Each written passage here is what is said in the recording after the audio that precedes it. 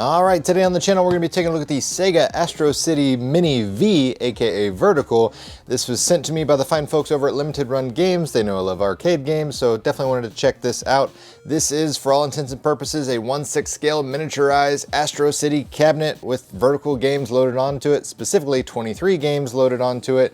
$159 is the retail price on this. You get basically a miniaturized console that also works as a full-fledged console that you can plug in USB game pads and hook it up via HDMI to your television. But inside the box, you're going to get a micro USB power cable. There is no power brick included with this, and it should be noted that you definitely want to make sure you're using the correct power brick with this. Specifically on the back of the box, it notates that you want to use a 5-volt 2 amp or larger power brick. If you don't, basically you're going to get performance issues on the system itself. Saw a lot of people import this earlier in the year from other vendors, and that was one thing they said. They said, oh, my system's got so much lag issues. Well, come to find out they were using the wrong size power brick, and that's what was causing performance issues. I also get an HDMI cable, like I mentioned. It does have HDMI out connectivity, and of course an instruction manual. Here's the system itself. Like I said, small, 1/6 scale, but it looks exactly like a miniaturized Astro City Sega cabinet. Gorgeous, gorgeous, gorgeous. All plastic construction, which is actually in line with the arcade itself because it was made out of resin. But you get 6 action buttons here with micro switches, which is nice. They feel exactly like they should. And then you got 2 miniaturized buttons back here for your coin and your start. You got a micro switch joystick. And of course you have the beautiful display. This is a 4.6 LCD screen. Great viewing angles, no issues with washout. Other neat features on this arcade, it has an illuminated marquee, so it has a nice bright green glow showcasing that Astro City logo up top. You got some faux carrying handles, that way you can move around the arcade, which is a nice touch. The back door, again, same faux kind of construction. It looks the part of the Astro City cabinet, but it's not functional. And of course you have your inputs. You got your power on and off switch, your HDMI out, that way you can connect it to a TV and play this, like I said, as a functional console. You got 2 USB inputs for external controllers. You're not going to be able to just plug in any old USB controller and get it to work, unfortunately. For the most part, these are locked down to Astro City branded controllers, so this is something you can also pick up from Limited Run Games. This is their functional gamepad, 6-button layout, a nice D-pad, your select and start there. A pretty lengthy USB cable, so you can get pretty far away from it. And there's also out there a full-sized arcade joystick if you want to use that. 3.5mm headphone jack and your micro USB in for your power. So that is it in a nutshell. And as a quick comparison, here's the Sega Astro City Mini, the original release with the horizontal screen. You know, you have your vertical screen, now your horizontal screen. Different games on both these systems entirely. Same design, same construction and everything, just different screens and different games loaded on them. One thing to note, you'll see I have a nice base included here as a, coin slot there. It works as a functional piggy bank. This is something you can also get from Limited Run Games, is their little package deal to where instead of just buying this for $159, for $199 you get the stand, the Astro City Mini Vertical, this little chair, and of course it also comes with a different topper and some stickers. So here I have Virtua Fighter that was one of the preloaded games on the horizontal original Astro City Mini. You can get that same look, and that's definitely something I'm going to get to finish out my Astro City Mini Vertical, because I mean these things just look gorgeous on top of that stand, and it really rounds out that 1/6 scale look. But enough talking about the looks and everything, let's see how it performs. Let's plug it in and show you some gameplay.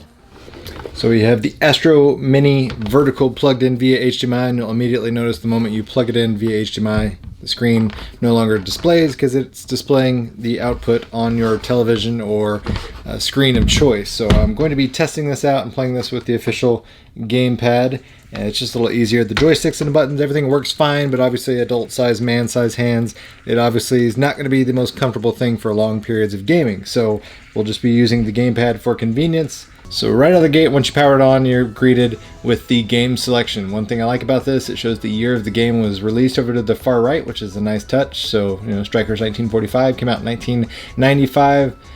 Each one of these games is absolutely a blast to play. Most of these are shoot 'em ups, but for the most part, there are other games out there like Wrestle War and a few others that don't necessarily fall in line with the normal standard shmup category. But if you want to go into settings, you're going to hit the settings button, aka start, on the controller, or the second button on the control panel itself. You've got language, so you can choose the language between Japanese or English. If you choose Japanese, it's just going to change the menu settings. The games themselves, for the most part, a lot of them are still going to have Japanese characters as far as the text on screen. So even if you have English selected, just be forewarned that a lot of these are going to be the Japanese ROMs regardless. Copyright, that's just legal mumbo jumbo. Brightness, you can change the on-screen brightness of the Astro City Mini V all the way up to 5. It's defaulted at 3, so nice. Volume, same thing, you can turn it up and down. One thing I wish this system did have on externally was some sort of volume wheel. It does not. Its predecessor didn't either, so you have to change the volume internally with this menu right here, so we'll leave it at 3. Effect, this is shaders, basically a CRT filter, so it defaults with none, but you can get those scan line options turned on or off, or sharpen if you like that look. Rotation, so if you're outputting this to a computer monitor or something and you want to rotate the screen, you can, which is a nice feature. Wallpaper, the background image you see there with like the stars, you can change that completely, again making it look better, more filled out when you're putting it on a widescreen monitor, because again, this is vertical orientated games. Adjust the display, you can change it up and down and dial it in while you're setting it up with your computer or your monitor of choice. But let's go ahead and just check out some games. So let's go to one of my favorites, Gunbird, see how it plays. So right out of the gate, gotta say I love the controls on it, because you can not only just do your normal A and B shoot and bomb, but they also have rapid fire and rapid shot configured for every one of these games where applicable, and I absolutely love that. It really prevents you from wearing out your fingers mashing the buttons, or getting carpal tunnel, so you can sit there and hold it if you prefer, which is much more preferred for long periods of gaming. Go ahead and start up, hit our credit button, and you got infinite credits, so you can definitely go through and beat these games if you've never experienced being able to play through completely. Start off the bomb, blow it up immediately. But I love, like I said, I love the rapid fire option that just makes these shoot 'em ups so much more enjoyable for long periods of time, especially if you're going to sit here and play a couple of these games for an hour or two. Your index finger and your wrist would get super worn out. Obviously that is not arcade authentic, but then again we're playing this on a micro console that isn't necessarily the most authentic experience. It's not real arcade hardware or anything like that, but the emulation seems to be really good. That's what I get. I died instantly for not paying attention and talking to the camera. But to back out or go into the menus, you're going to hit your start and select, aka your credit and start simultaneously. Brings up your pause menu, which is great. You can pause anytime you need to do a bathroom break or something like that. Save states, load states, so you can save your progress during any one of these games. There's multiple save points, so you can save multiple files, so you can have one for you, one for the kids. You can reset the game, return to the main menu though, so that's what we're going to do. It gives you that confirmation, so if you actually mash the buttons, you don't have to worry about that. And let's go Sonic Wings. This is another one of my favorite shmups, or shoot 'em up games. Enter our credits. And if you're wondering, just out of curiosity, once you have a USB gamepad plugged in, your onboard controls are no longer going to work, so you can't do simultaneous, joypad and controls on the system itself. I don't know why you'd want to, but in case anybody was curious out there, you can't. Never get tired of shoot 'em ups though. It's just non-stop chaos on screen. You get those power-ups. You're trying to get just the massive bullet spray going.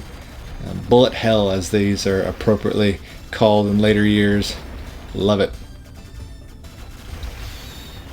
There we go. Now we got a decent power up going. Hopefully we don't lose it. See if we can max this bad boy out. Good old spray and pray. Just, side sweeping action. Try to stay alive as long as possible before we get to our boss here.